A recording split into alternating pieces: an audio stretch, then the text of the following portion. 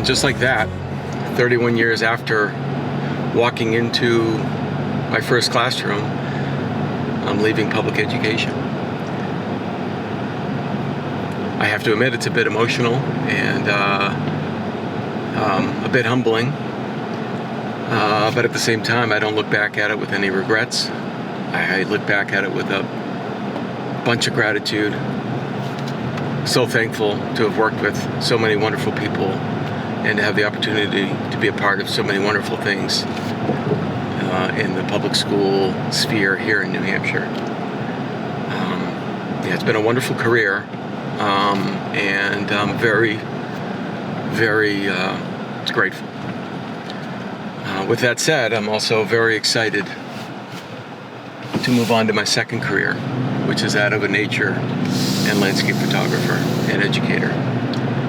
This has been on my mind now for the better part of 5, 6, 7 years, and been transitioning into this role here for a little bit, taking on a little bit of work here and there as I can fit it in. But as of tomorrow, I'm a full-time landscape and nature photographer and educator. I am all at once humbled, but excited to take on that new role.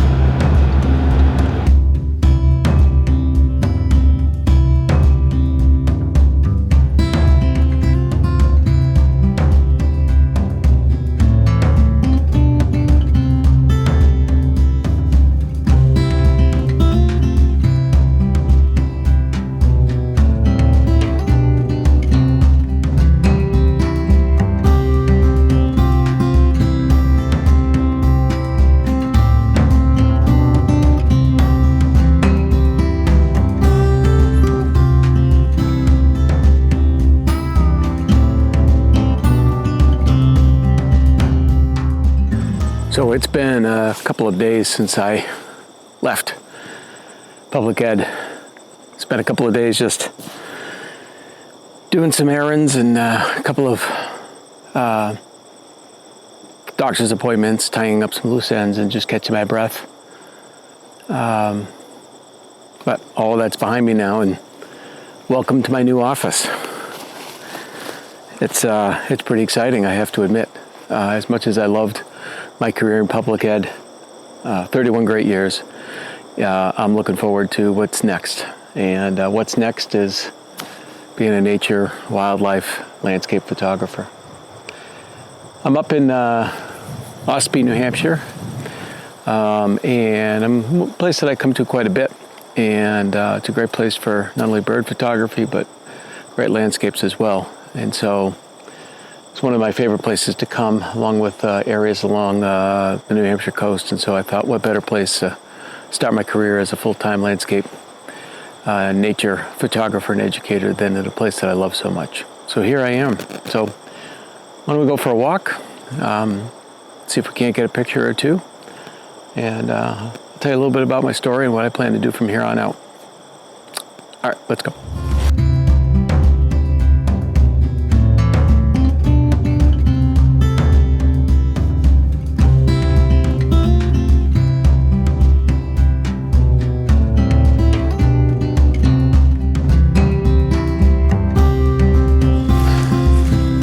So what is TB3 photography going to be all about? Well, I think there are basically 3 strong tenets to the work that I'm going to be doing moving forward.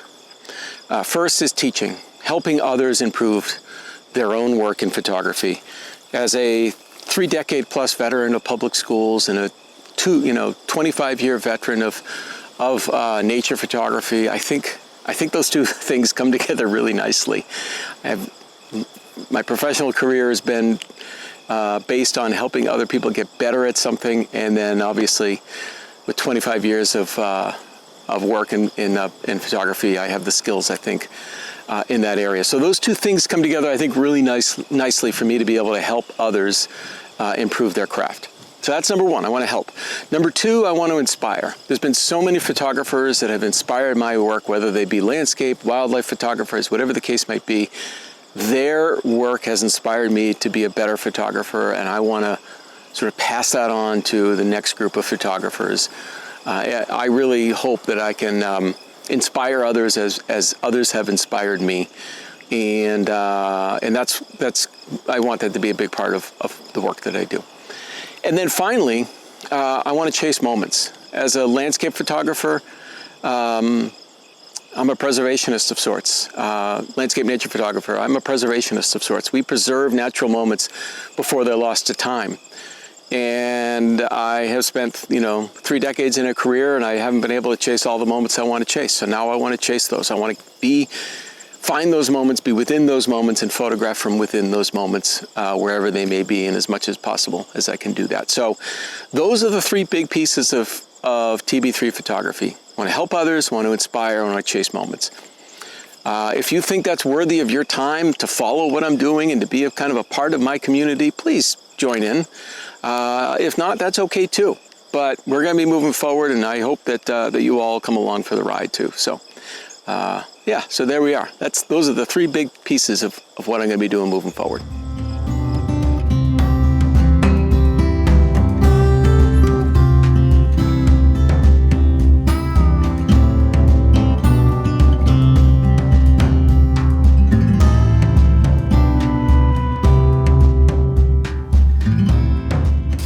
Okay, well, I found an area that is, there's a little stream over to my left right here. So that, I think, is keeping enough water in this area so that the ferns here are not all burnt up and dying from the drought. And I found one fern in particular that I kind of liked. The light was hitting it. The light's coming from behind me over here. The light was kind of hitting it really, really nicely. And so I wanted to get that. Now, one of the things about this, I don't do a lot of these. I don't have a macro lens, and so I'm just here with my 24 to 105, and I'm zoomed in really tight, trying to make sure that I get the full scene in focus, meaning all of the entire fern in focus. What is of interest to me is how the dappling of light on the different leaves, and that's what I'm trying to capture here. I'm not trying to capture just a picture of these leaves. I want to capture the light as it kind of hits these leaves in different ways.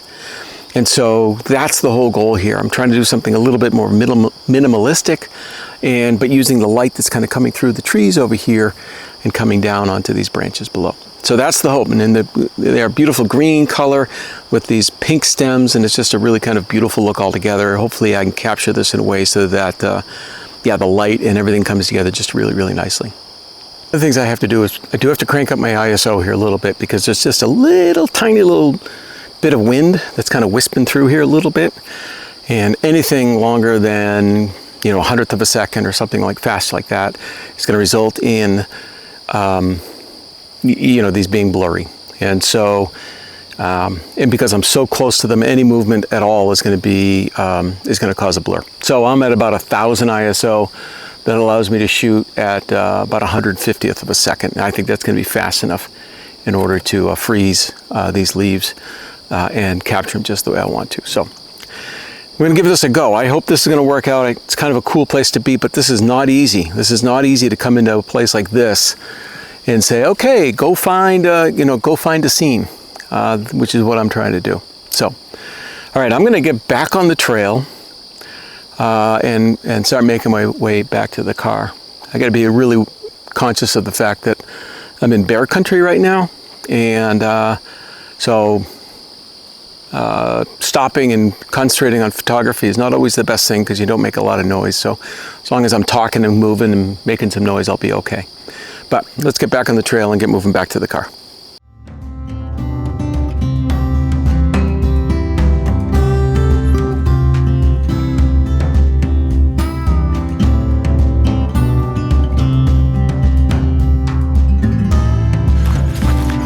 As I'm walking out of here, I thought I would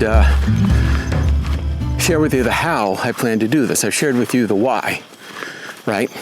To teach, to inspire, and to chase moments. That's what I want this career of mine to look like over the next, 10, 15 years, whatever it might be. But the how, is also important. How am I going to do those 3 things? Well, just like those 3 things, there are 3 areas that I plan to do the how. One is by developing content such as this video on YouTube, or I also produce for TikTok as well. Obviously over on Instagram, be able to share reels and images. And then also the third area there would be writing. Hope to do a lot of writing. I've done a lot of writing in the past for my work. I enjoy writing. So whether it be writing for my own website, others' websites, magazine articles, whatever the case might be, just hope to do a lot of writing here in the future. So that's number one, producing content. Number two is speaking. I've done a lot of public speaking over the years. Large group, small group. I've even keynoted conferences. I've also, back in May, delivered a TED Talk, which hasn't been published yet, but will soon, and I can't wait to share it with all of you. I'm very proud of it. It was a great experience and one that, well, I think it was a really important message that I shared, so I'm looking forward to sharing that more publicly once I can. But yeah, public speaking is something I've done quite a bit of, and I look forward to doing more in the future. But whether it be, teaching or speaking at conferences or whatever the case might be. And then the last way, the last how, if you will be conferences or workshops. I have a workshop next month with Ben Williamson on Cape Cod I'm looking forward to, and then next year I have several planned and in the works, and we'll be advertising soon. I'm also involved with and on the staff at Out of Chicago, which is known for their world-class landscape and garden photography conferences, and so I'll be doing some work for them as well. So yeah, so that's it. Look for content, look for me in public speaking, and then also hands-on in the field workshops as well. All right, almost back to the car. Pretty sure I'm out of Bear area. And I'm gonna make my way over to the lake and hope for a great sunset. So I was talking earlier about photographing moments, and I was very careful not to use the term locations, like epic locations. I mean, everybody loves shooting epic locations. Some of my greatest memories are, from the Grand Tetons, or most recently up in Newfoundland at Cape Spear Lighthouse. But the thing about moments is moments are everywhere and all the time. It's just your willingness to not only watch for them and make yourself available for them, but to also be present while they're happening. And that's the great thing about moments. They can be in your backyard, they can be in your home state, they can be close to you. You don't have to go to these crazy epic locations in order to participate in these incredible moments, and that's what's about. I just wanted to take a second here and just kind of talk about the importance of just really being present in these moments and allowing yourself to be fully immersed in them and to shoot from within them and not just photograph them, but to really, really be present and allow yourself to be fully immersed in those moments. I think that's so important. I think that actually will improve your photography. And again, the great thing about moments is you don't have to go to an epic location to be in a moment. You can go to your backyard, you can go to your local lake, you can really be anywhere close to home and find those moments to be a part of. So that's what I'm going to do right here. So why don't we go over and take a look at what we're shooting and give you a sense of what the moment's going to look like here. Okay, so one of the first things you're going to notice is that I am in a vertical format here, and the reason I'm in vertical format is because of those rock formations right down there, and the fact that they're on either side of them we have those bushes, and so I'm really using those rocks as a leading line out to the lake, and then as you can see the sky above, which those clouds hopefully will light up really nicely in the setting sun here to the west. That's the hope, and that's what I'm waiting for. There are some clouds over to the west, and so I'm hoping that light doesn't get blocked. But those clouds should illuminate just beautifully here in just a moment. So, yeah, so I don't think we're going to get the color that I was hoping for. Looks like the sky has been blocked by some clouds over to the west. I'm going to hold out hope here. Sunset is about right now. So I'm going to hold out hope that some light is able to kind of peek through here at some point. We got a little bit of color on the clouds a moment ago, and I was able to get a couple of images, and we'll see. I don't know if they're going to come out or not the way I had hoped they would, but you know, it is what it is. I've said this a whole bunch.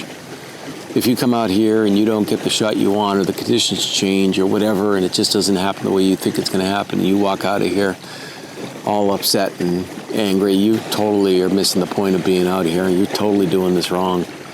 Yes, we want to obviously create wonderful images, but if you leave here upset because you didn't get the shot you wanted, because the conditions changed, yeah, you're doing this wrong.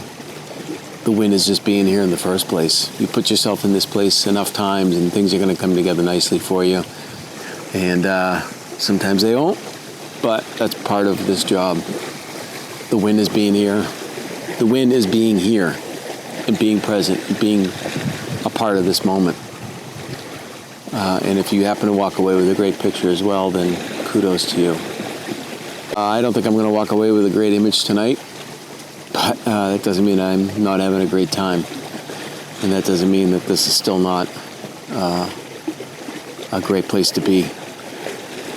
And doesn't mean I'm not, I don't feel like, this doesn't mean I don't feel like the luckiest guy in the world to begin this job and to do what it is what I do. So anyways, that's where we are right now. I don't think I'm going to get some color. I'll stick around for a few more minutes and see if maybe we get a little bit of afterburn, but I have a feeling we've lost that. So I think I'm going to end the video at this point. I've done a little more talking about myself than I probably will and hope to do in the future.